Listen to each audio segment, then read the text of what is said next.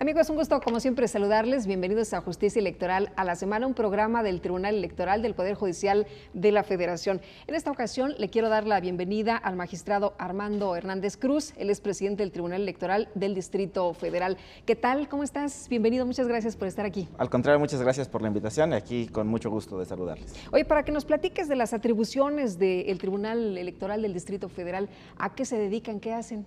Nuestro cargo o nuestra función principal en el Distrito Federal pues tiene que ver con el proceso de calificación en última instancia de las elecciones locales, para jefe de gobierno en su caso, para diputados de la Asamblea Legislativa del Distrito Federal y los jefes delegacionales, que son los cargos de elección popular del ámbito local.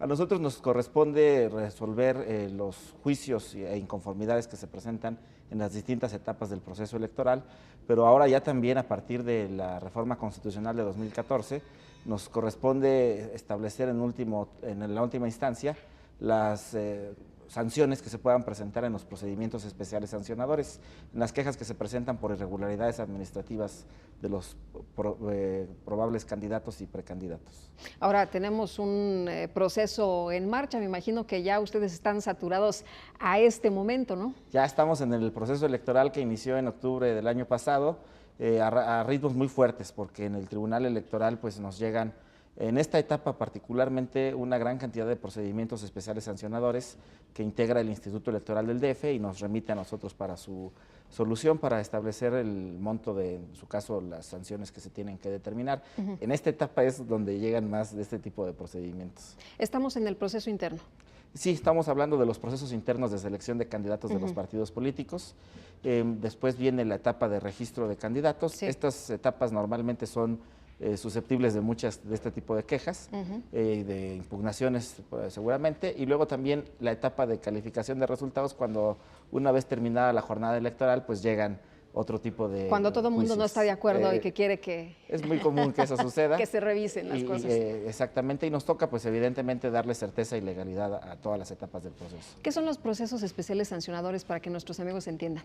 Estos procedimientos derivan de las quejas que se presentan tanto ciudadanos, partidos políticos, candidatos, en contra de aquellos que puedan estar cometiendo irregularidades de carácter administrativo, que puedan estar violando las normas, que tienen que ver, entre otras cosas, por ejemplo, con actos anticipados de campaña o precampaña, o bien con procesos de promoción personalizada de servidores públicos o de candidatos fuera de los tiempos establecidos en la ley. Todo este tipo de procedimientos implica la tramitación de quejas que se presentan, decía yo, primero en el Instituto Electoral del Distrito Federal. Este integra los expedientes, establece un dictamen y lo remite al Tribunal Electoral para que nosotros impongamos en su caso las sanciones que correspondan cuando se determina que efectivamente hubo una irregularidad de este tipo. ¿Cuáles son los retos que enfrenta el tribunal, sobre todo ahora que tenemos cambios en la ley, que tenemos esta reforma electoral con tantas y tantas cuestiones que ahora se tienen que revisar a pie juntillas, ¿no? Todos los tribunales electorales, tanto el federal como los locales, nos enfrentamos a una normatividad nueva, ¿no? El sistema electoral, que calificaríamos como un nuevo sistema electoral nacional, establece además atribuciones para las autoridades administrativas electorales, el INE, por ejemplo, y el IEDF, que no se tenían anteriormente. La organización de las elecciones del Distrito Federal antes le correspondía exclusivamente al Instituto Electoral del DF, hoy comparte esa atribución con el INE, lo cual nos deja un margen de interpretación de normas un poco más amplio y que puede generar en casos específicos un poco de confusión, y va a necesitar interpretación de parte de este tribunal, de los tribunales locales o del sistema de tribunales en todo el país para atender este nuevo modelo, este nuevo sistema electoral nacional.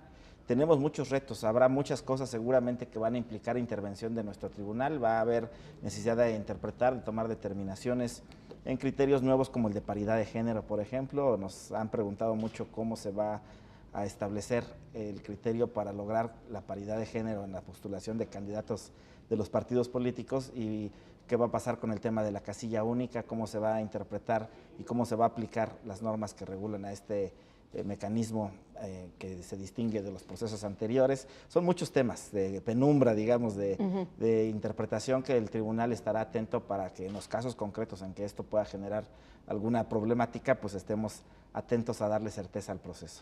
¿No es claro, por ejemplo, el 50-50, hombres, mujeres? Pareciera que es muy sencillo, ¿no? Pareciera, cuando uno ve en la Constitución que los partidos políticos tienen la obligación de postular 50% de hombres y 50% de mujeres, parece muy sencillo. Pero si nosotros vemos cómo se postulan los candidatos en el Distrito Federal, por ejemplo, en el caso concreto de la Asamblea Legislativa, que es nuestro órgano legislativo, tenemos 40 candidatos de los partidos de carácter uninominal, mayoría relativa por distrito, y 26 de representación proporcional. Y de esos 26 se integra a una lista plurinominal a través de 2 listas, una lista A y una lista B, siendo la lista A la propuesta directa de los partidos y la lista B en relación a los porcentajes de votación que obtienen los partidos, los candidatos, digamos, con mejores votaciones de cada partido. Lo cual ha generado la confusión muy grande de cómo se va a lograr la paridad en la integración de las propuestas de candidatos, incorporando a los de la lista B, que derivan del proceso, de los procesos internos, son, digamos, lo que se conoce coloquialmente como los mejores perdedores, es decir, los candidatos que no alcanzan el triunfo de mayoría, pero tienen un buen porcentaje de votación. ¿Cómo integrar estos con una paridad de género? ¿Eso les va a tocar a ustedes? Eso nos va a tocar. Eso es un problema, una situación un tanto compleja que va a atender a las necesidades concretas de los casos específicos que se presenten. Ahora, decías, hay muchas novedades, entre ellas los candidatos independientes. Ahí, ¿qué tal? ¿Cómo ves las cosas? Es otro punto es otro tema, es álgido. Todo un tema el de los candidatos independientes, porque en términos, digamos, conceptuales, nosotros procuramos tener un modelo garantista. El Tribunal Electoral del Distrito Federal está comprometido en la preservación de los derechos políticos y electorales de los partidos y de los candidatos, y también, por supuesto, particularmente de los candidatos independientes. Pero el modelo institucional que se estableció en el Código Local, en la Ley Electoral del Distrito Federal, es complejo porque les pide un porcentaje de firmas de apoyo a los aspirantes que pretenden ser candidatos. Ese porcentaje de apoyo de firmas debe estar distribuido en un número de secciones o distritos en el caso de jefe de gobierno, por ejemplo, en fin. Entonces, estos requisitos que se establecieron han sido calificados por los aspirantes que están por primera vez en este proceso, han sido calificados como requisitos muy complicados de cumplir. Excesivos, ¿no? Excesivos, de alguna manera, pero es lo que está en la ley. El tribunal atiende la parte que tiene que ver con la certeza y la legalidad, y nosotros no podemos establecer una decisión que vaya más allá, por más que se quieran garantizar los derechos de los candidatos independientes en lo particular, no podemos ir más allá de lo que la ley establece. Sí, dicen que es más fácil que se registre un partido que un candidato independiente, ¿no? Yo creo que no es para tanto, pero sí, los propios candidatos independientes que han llegado al Tribunal Electoral a través de los procedimientos de juicios electorales, las distintas impugnaciones que la ley les permite, nos han hecho saber que consideran que los requisitos son excesivos y han pedido desde la ampliación de plazos hasta la inaplicación de normas que tienen que ver con estos requisitos. Y efectivamente nosotros valoramos jurídicamente estas peticiones, pero en los casos, insisto, por más que queremos tener un criterio garantista, en los casos en que la ley no nos permite o no es posible otorgar este tipo de peticiones, pues ha habido una especie de descontento, digamos, de los aspirantes. Bueno, ustedes no pueden decir, ¿saben qué? Bájenle 50% de las firmas, ¿no? Sí, definitivamente esto no es posible. Sin embargo, también yo quiero reconocer que es la primera vez que tenemos candidatos independientes en una elección del Distrito Federal. Bueno, también a nivel nacional, pero en el caso que a nosotros nos ocupa, es el primer ejercicio de candidaturas independientes. Creo que será un avance y que seguramente habrá un aprendizaje que nos permitirá o que permitirá de alguna manera proponer mejoras al diseño de la ley sobre la figura de candidatos independientes para hacer más accesible el ejercicio de este derecho. Armando, ¿en el Tribunal Electoral del Distrito Federal se hace lo mismo que en los tribunales locales? Sí, todos los tribunales locales tienen el mismo ámbito de competencias. Las diferencias esenciales están en el Tribunal Electoral del Poder Judicial de la Federación, que finalmente funciona como última instancia, sobre todo en sus salas regionales, para los tribunales locales. Pero también esto sucede con todos los procedimientos judiciales. Todos los juicios de cualquier materia terminan siempre en una instancia federal. Un juicio civil termina en un amparo directo en materia civil. A nosotros nos pasa lo mismo. Los tribunales electorales locales, todos tenemos las mismas atribuciones y todos emitimos resoluciones que pueden llegar a ser todavía impugnadas ante las instancias de este poder, desde el Tribunal Electoral del Poder Judicial de la Federación. ¿Cómo se trabaja en cuanto a los tiempos, por ejemplo? Bueno, pues nosotros atendemos en la etapa de proceso electoral, por supuesto, con celeridad y prontitud los asuntos que nos son planteados, porque precisamente para evitar dejar a una persona fuera de la posibilidad del ejercicio de sus derechos político-electorales, procuramos que las etapas sean muy cortas y muy breves, Atendiendo también además a los plazos que la ley establece en los casos que así ocurre, por ejemplo, los procedimientos especiales sancionadores. Pero bueno, finalmente en nuestro proceso, el proceso judicial que nosotros seguimos en el tribunal ha tenido, por fortuna, un carácter de celeridad y prontitud. ¿Qué hacen cuando no hay jornada electoral, no hay proceso electoral? ¿En Bueno, qué trabajan? Es interesante comentar esto. Nosotros llegamos, esta nueva integración del Pleno, llega en octubre, en pleno proceso electoral, en el arranque, el principio del proceso electoral. Todavía no me toca la etapa en la que no hay proceso electoral. Sin embargo, lo que tenemos claro es que también el tribunal tiene un diseño que le permite ser garante de legalidad en procesos de participación ciudadana, que el Distrito Federal tiene establecidos en su legislación local distintos procesos de participación, consultas ciudadanas, elección de consejos o comités ciudadanos. Además de eso, también se promueve la cultura democrática y cívica en el Distrito Federal, en la Ciudad de México, y entre otras cosas también el tema, por ejemplo, que seguramente estará directamente en discusión en estos momentos o a partir de quizá del fin del proceso electoral, será el tema de la reforma política del Distrito Federal. Y como un órgano autónomo de la Ciudad de México, pues también tenemos interés en participar, en proponer, en hacer algunas serie de consideraciones sobre lo que será esta reforma política y sobre lo que será el diseño de la ciudad a partir de la experiencia y conocimiento que tenemos en el ámbito que nos ocupa a este cargo. Y ya que hablas del tema, ¿es necesaria una constitución para el Distrito Federal? Es necesario el rediseño institucional del Distrito Federal, es indispensable. ¿Por qué? Porque la manera en que está ahorita diseñado, la manera en que las atribuciones que tienen las autoridades locales les impide dar una atención completa y pronta a las necesidades de la población. Por ejemplo, el régimen jurídico de las delegaciones del Distrito Federal las limita, no les da suficientes facultades, a pesar de que tienen enorme población, de que tienen necesidades que atender, no tienen todas las atribuciones como las tienen, por ejemplo, los municipios de las demás entidades federativas para resolver y atender con prontitud estas necesidades. La Asamblea Legislativa tiene facultades digamos, mochas, es decir, no tiene completo ejercicio de sus facultades, comparte atribuciones con el tribunal, con la Cámara de Diputados o el Congreso de la Unión, y de esta manera se generan zonas de incertidumbre para la ciudadanía, que además de alguna forma les restringen sus derechos políticos como ciudadanos y los derechos humanos en general. O sea, ¿somos ciudadanos de segunda quienes vivimos en el Distrito Federal? Se dice coloquialmente de esa manera. Yo lo que diría es que sí hay una diferencia específica entre los derechos de los habitantes de esta ciudad y los derechos de los habitantes de las demás entidades federativas, y me parece que no es justificable, inclusive a la luz del avance histórico que ha tenido la Ciudad de México, cada vez es menos justificable ese temor que hay de evitar que tenga atribuciones completas para que no entorpezca la actuación de los poderes federales. Eso cada vez va quedando más en el pasado. Y como ciudadano, ¿a mí para qué me sirve tener tener una constitución o ser igual otra entidad si vamos a tener los mismos problemas de inseguridad, si vamos a tener los mismos problemas pues que tienen otras entidades de la República? Ese yo creo que es la parte fundamental de la llamada reforma política del Distrito Federal, en qué le beneficia a las personas.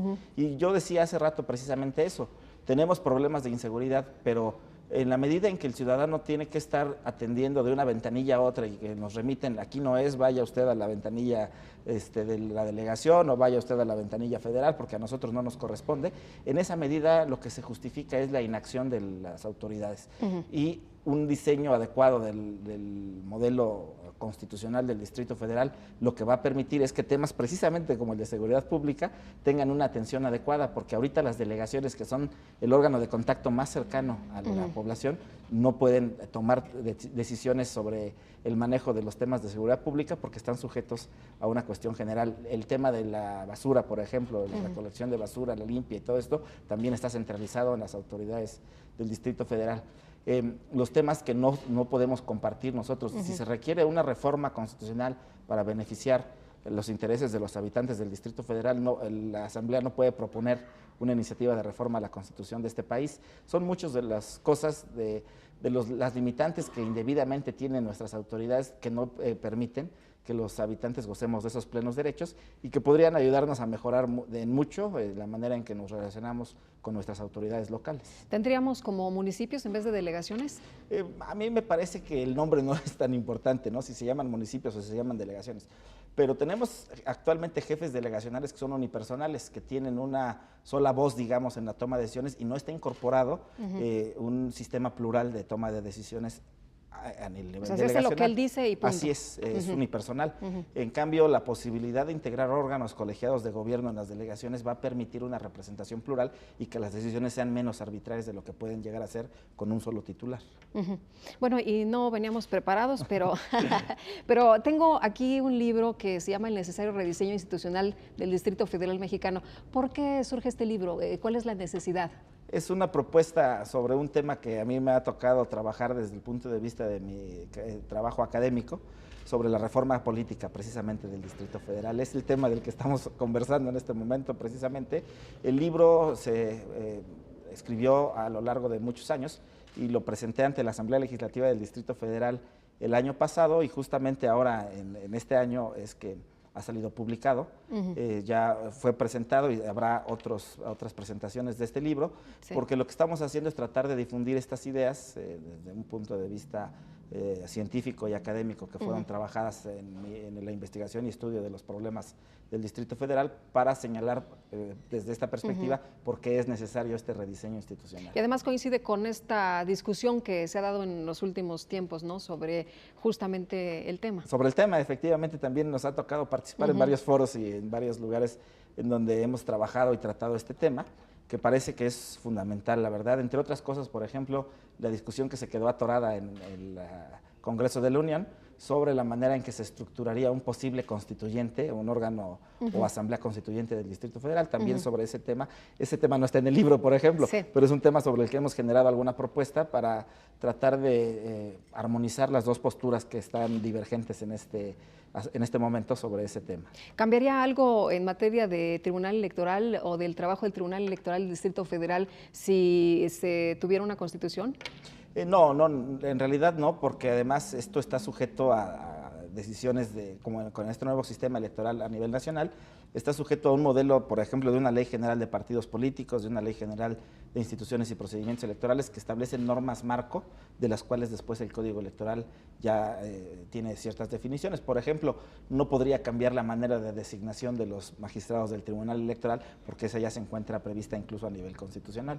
Y las atribuciones son las mismas, no habría un cambio para el Tribunal Electoral específicamente, pero sí para el modelo de órganos autónomos en general en el Distrito Federal. ¿Ya se presentó el libro y cuáles fueron los comentarios, las reacciones? Han sido positivas. Por fortuna hemos tenido una buena convocatoria, una buena asistencia y tenemos también reacciones positivas a la propuesta que ahí se formula. Yo en realidad espero que finalmente los tomadores de decisiones en ese sentido puedan valorar la propuesta que mínimamente estamos haciendo en este texto. Oye, si me dejas regresar un poquito al tema de la interpretación que ustedes hacen de los diferentes casos, ¿qué significa esto? ¿Que ustedes interpretan y de acuerdo con lo que ustedes consideran se da una resolución o viene en la ley y están pues apegados a la ley? Sí, no hay un arbitrio en términos amplios en materia electoral porque estamos sujetos evidentemente al cumplimiento estricto de las normas en la materia. Lo que sí es que en aquellos casos decía yo, de penumbra, o sea, en aquellos casos en que la norma no es suficientemente clara o no contempla todos los supuestos o hipótesis que se tienen que contemplar, todo órgano jurisdiccional como lo es el Tribunal Electoral del Distrito Federal tiene la obligación de hacer que la norma sea aplicable a los casos concretos. Ahí es donde viene la parte de interpretación. No es arbitraria, no podemos nosotros inventar o generar ideas que vayan más allá del texto de la ley, sino simplemente ajustarnos a lo que ésta dice y establecer en la medida de lo posible, en la medida de las distintas vías de interpretación, cuál es la exactamente aplicable. O sea, no es lo que te parece o lo que te late. Así es, no es así. En un último sentido, nuestro tribunal hace justicia electoral y tiene ese sentido hasta filosófico, yo diría, pero no es lo que nosotros consideremos como lo mejor o lo peor, sino lo que está en la ley, porque eso es lo que le da certeza a todos los actores políticos. Hablabas del 50-50 y de todas estas cosas novedosas que vamos a ver. Juzgar con perspectiva de género, a ver, platícame, por favor. Hemos tenido, por fortuna, en el Tribunal Electoral varios foros, seminarios y cursos en materia de perspectiva de género. Tuvimos incluso la visita de la ministra Sánchez Cordero en una plática muy amplia que nos dio sobre este tema de juzgar con perspectiva de género, Tenemos también un par de compañeras magistradas que están interesadas en estos temas y en la aplicación del protocolo, por ejemplo, de la Suprema Corte de Justicia de la Nación para juzgar con perspectiva de género en los trabajos que nosotros realizamos. ¿Para qué sirve? ¿Qué cambia? Es un enfoque epistémico distinto, o sea, lo que yo digo es que es ver con otros ojos las sentencias y me parece que es válido, me parece que es muy importante. Muchos de nosotros estamos conociendo en realidad como algo novedoso el protocolo de la Suprema Corte y estas ideas tan relevantes de juzgar con perspectiva de género, pero sí hay un cambio fundamental, porque entonces la visión con la que observamos las cosas tradicionalmente, típicamente es una visión que ya viene construida, una visión del mundo que viene construida desde hace siglos. Y hoy juzgar con perspectiva de género es ver las cosas desde un enfoque distinto, es pararse en otro lado, moverse a ver el tema desde otra naturaleza, inclusive aplicar estas cuestiones como el test de proporcionalidad para darnos cuenta de cuándo o de hasta qué punto efectivamente la resolución que se tomó solo estaba viendo las cosas desde el punto de vista del mundo de lo masculino, por decirlo así. ¿Es un órgano, el Tribunal Electoral del Distrito Federal, autónomo, independiente, toma sus propias decisiones, no está sujeto a nadie? Es un órgano autónomo en su diseño institucional y es un órgano independiente en su conducta, es decir, la autonomía está dada en la ley. Ahí nos dice que tenemos esa autonomía presupuestal, de gestión y en nuestras actuaciones y decisiones. Y la independencia me parece que es otra cosa, la independencia ya es un carácter real, ¿no? De qué tanto las personas que estamos en un tribunal estamos sujetos a intereses, decisiones o línea de otros ámbitos, de otros lados. Y yo creo que nuestro tribunal es tanto autónomo como independiente, porque efectivamente las decisiones que se toman y las discusiones que tenemos, que a veces son muy amplias, nos permiten identificar los criterios jurídicos que tiene cada uno de los integrantes del Pleno, estos 5 magistrados, que además desde mi punto de vista cuentan con una capacidad profesional, un criterio jurídico muy acertado, muy atinado, pero además una ética y profesionalismo reconocidas en todos los ámbitos del distrito. ¿Cómo va a salir el tribunal de este 2015, de este periodo? Estoy seguro que vamos a salir muy bien calificados y evaluados por la sociedad. Estoy seguro que vamos a lograr acercar nuestras sentencias a la gente para que se entiendan de una manera más clara y más sencilla, que no nos vean como un órgano técnico que establece resoluciones lejano, inentendibles. Sí, eso es lo que no queremos. Que es ajeno a nosotros. Así es, en realidad nosotros estamos interesados en que la gente entienda que el presupuesto de la ciudad que se destina al Tribunal Electoral es un presupuesto útil porque le sirve para algo, para tener certeza en el resultado de la elección. Oye, además tengo entendido que en cuestión de transparencia ustedes están muy bien. Sí, tenemos una buena calificación como dentro de los órganos autónomos por parte del InfoDF, que es el órgano que evalúa esta cuestión, las cuestiones de transparencia. Entonces nosotros tenemos, además por convicción propia del Pleno de Magistrados, institucionalmente muchos procesos que nos ayudan a generar un buen nivel de transparencia. ¿Y en protección de datos? También estamos en el tema de protección de datos bien evaluados, bien calificados. El tema de protección de datos, además en el Tribunal Electoral, ya desde antes de que llegara este pleno, que tenemos en realidad pocos meses de habernos integrado, ya teníamos buena evaluación por parte del Info. Muy bien. Armando, ha sido un gusto poder platicar contigo. Muchísimas gracias por haber aceptado la invitación. El gusto es mío, al contrario, muchas gracias. Muchas gracias. Y muchas gracias también a usted por habernos acompañado aquí en Justicia Electoral a la semana. En nombre de todo este equipo de producción le doy las gracias. Le deseo que la pase usted muy bien.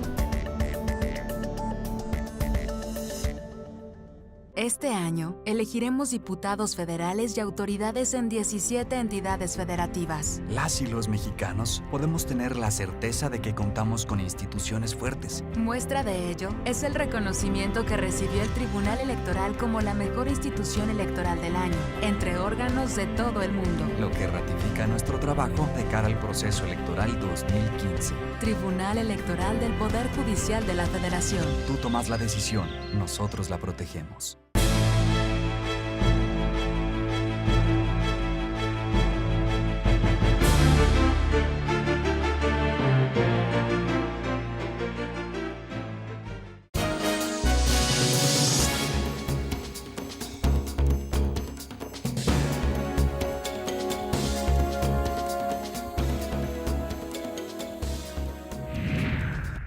La mejor manera de iniciar una semana es con información. Por eso te invitamos a Agéndate. Semana a semana conoce de primera mano la agenda electoral que te ofrece la guía más completa de las actividades relevantes en México y en el mundo. Porque la agenda establecida por las instituciones en la materia marca el rumbo de los acontecimientos y de la noticia. No te pierdas detalle a detalle la información que aquí te ofrecemos. Soy Lucy Farías. Y yo, Federico Mora. Los esperamos en Agéndate. Solo a través de Plataforma Electoral, el canal de televisión por internet. Donde tú tienes mucho que ver.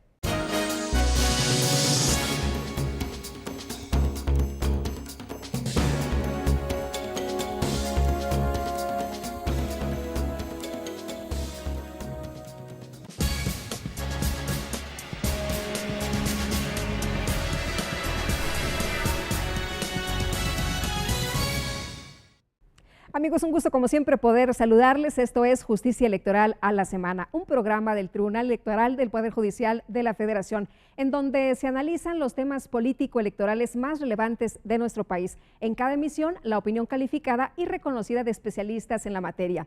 La justicia electoral al alcance de todas y todos. Soy Guadalupe Juárez y lo invito a que nos siga a través de Plataforma Electoral, el canal de televisión por internet del Tribunal Electoral del Poder Judicial de la Federación, donde tú tienes mucho que ver.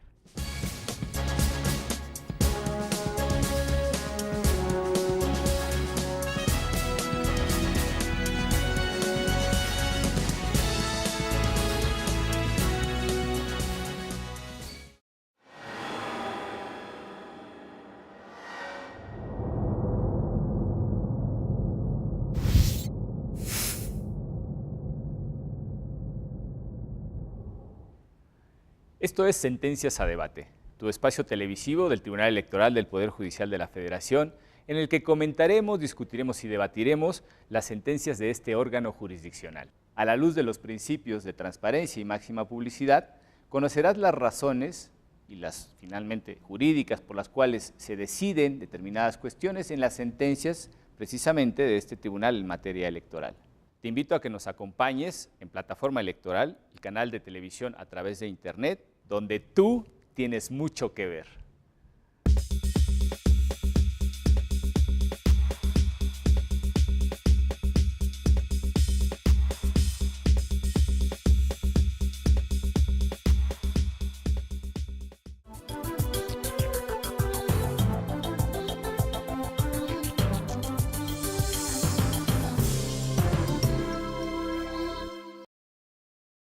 Me da gusto saludarte y comentar que, en consecuencia, es el programa del Tribunal Electoral del Poder Judicial de la Federación que trata de las sentencias de la magistrada y magistrados electorales.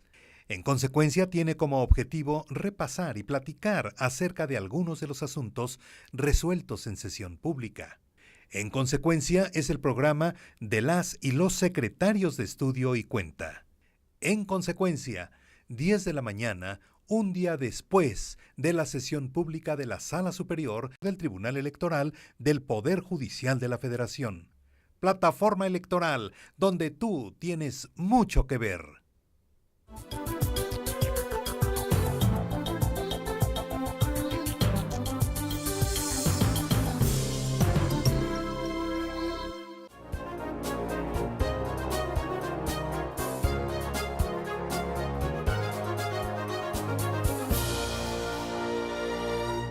La actuación del Tribunal Electoral del Poder Judicial de la Federación y sus resoluciones impactan en la vida política y social del país. En Infórmate podrás conocer las resoluciones y las actividades de la Sala Superior y de las 6 salas regionales del Tribunal Electoral del Poder Judicial de la Federación. También te presentaremos la información generada en los organismos electorales federal y estatales, así como en las cortes y tribunales constitucionales del ámbito internacional.